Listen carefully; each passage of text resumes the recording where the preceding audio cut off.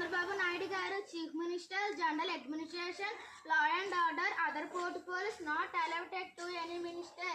Konidala Pawan Kalyan garu, Deputy Chief Minister, Panchayat Raj, Environment, Rural Development, Rural Water Supply, Science and Technology, Forest, Irrigation and Water Research.